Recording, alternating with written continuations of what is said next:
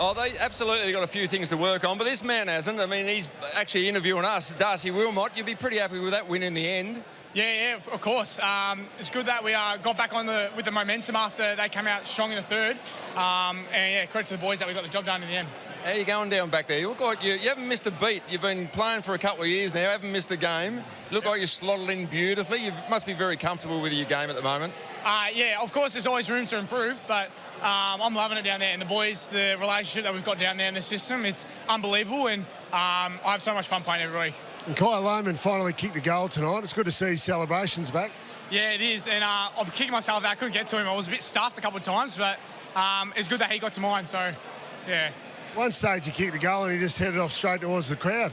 He hadn't even kicked it. It still had about 40 metres to travel. I think when you know, you know. I think I did the same thing too. So ran straight to Harris. So, yeah. How was the coach straight after the game? You spoke to him yet? He looked like he was a bit relieved in the end. Yeah, no face, it would have been. It was a bit stressing in that at the end of the third, and I haven't gone up to him yet, but we'll give him a bit of crap after. What does bit stressed mean? Like, he unloaded on you, didn't he? No, like it was just more like we just got to fix up a couple of contest work, and that's where the game's won from there. So you can see that they got on top of us, and then when we got on top, the game started going in our favour. So has he given you a spray in your 60-odd games since your debut? Yeah, he is giving, and specifically to me as well, a couple of times. So take us into that. What sort of does he get personal, or does he really scrutinise your skills or decision making? What is it? Nah, it's more like if it was like a clip and he would just kind of go at your effort in that clip kind of thing. Hasn't done them very much, but there's been a couple of review sessions on the Monday where it has popped up, and rightio, Monty. Might as well just chin me there and then, so yeah. Beautiful. And you've got something in... I mean, every interview we do these days, Brownie's got something in common with who we're interviewing, like last week with young... Well, we're both Greensboro boys. Yeah. They don't breed them, they breed them different down in the Monty area, so you can see why. Absolutely. Well done tonight. You look like that. That backline's only going to get stronger. You got Duday's played a month in the VFL. You got Kitty's coming back. And Star, so you're going to hold your spot? Yeah, hopefully. I mean, if they can take it off me, well done to them. But I'm not giving it to them, so yeah, they're going to work for it. I reckon you're pretty safe at the moment. You're going beautifully. Well done tonight. Good stuff. Thank you very much. Well done. Good on you, mate. Good job.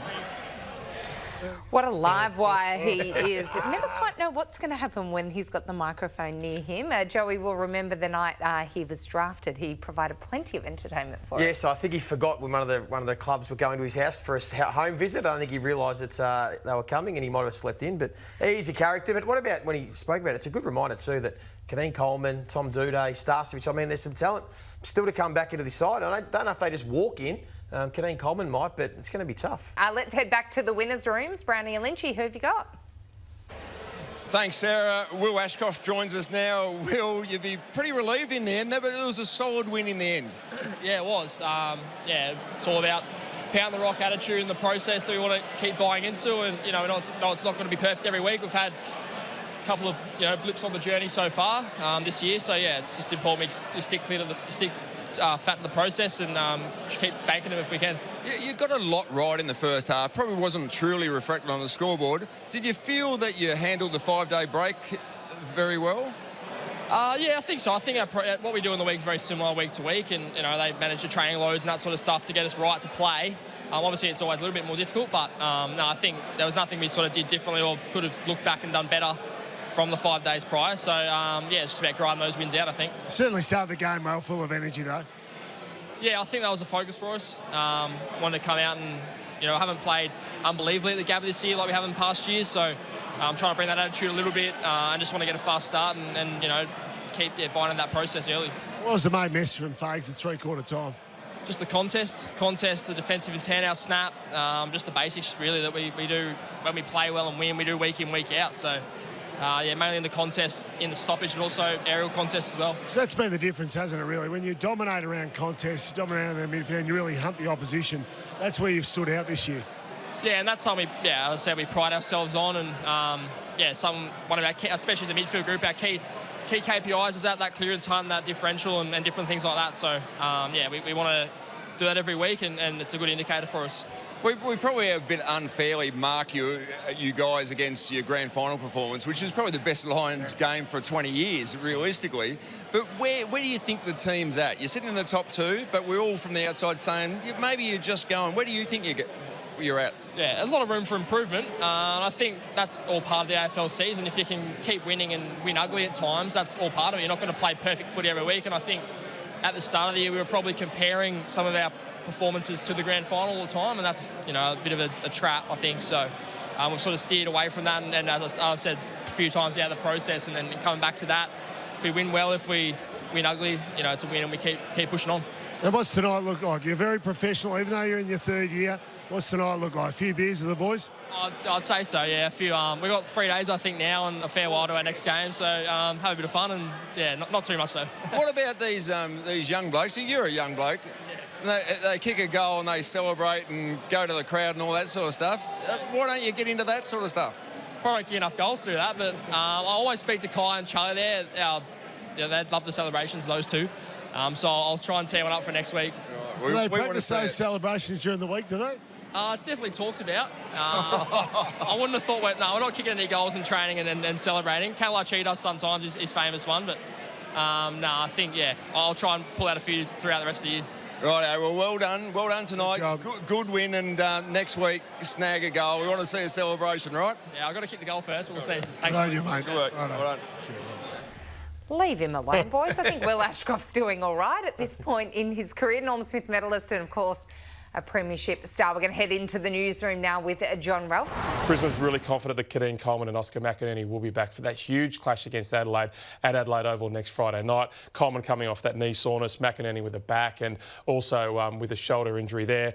Brandon Starcevich, the guys talked about, I think Darcy Wilmot safe for a couple of weeks, making really strong progress from his concussion. Probably needs 2 or 3 more weeks of training, but he's building up really nicely now. Just a thought bubble, guys. So Lachie Neale threw up a really interesting proposition about a succession plan from Chris Fagan to Danny Daly on Monday morning. Now, that would be one that would allow the club to keep Danny Daly at the club. He's so highly regarded.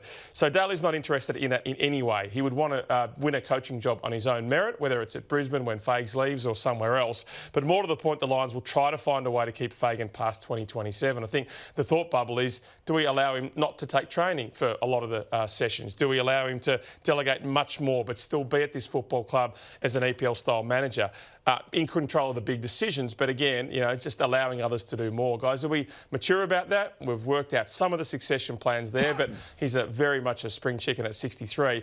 This club wants to keep him around for a very long time into the future. Well, we've seen overseas that age is no barrier. I mean, if you're coaching the way he is, and I've been really critical of Chris over the last 18 months, but he's in great form. He's got this team flying.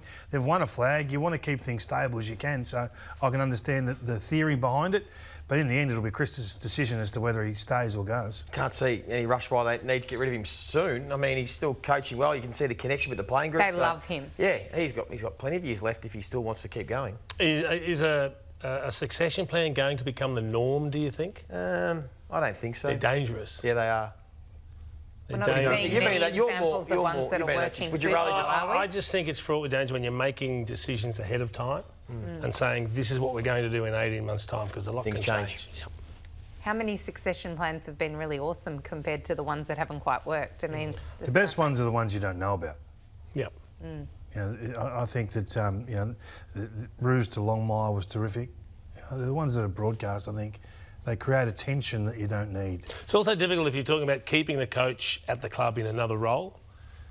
A coach that comes into that position probably wants some clean air, wants the ability to stamp his own imprimatur on the group, so that makes life difficult too.